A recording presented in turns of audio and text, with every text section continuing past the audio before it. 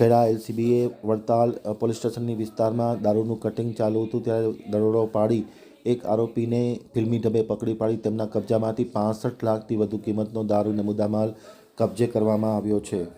હવે જોઈએ Ahmedabad આમતક news બ્યુરોમાંથી Justin પરેરાનો એક વિસ્તૃત અહેવાલ। ખેડા લોકલ ક્રાઇમ બ્રાન્ચની ટીમે વડતાલ પોલીસ મથકની હદમાં આવતા ગુતાવલ વિસ્તારમાંથી વિદેશી દારૂનો મોટા જથ્થા સાથે આરોપીને ઝડપી પાડ્યો હતો। કુલ મળીને 65.91 લાખની કિંમતનો મુદ્દામાલ જપ્ત કર્યો હતો।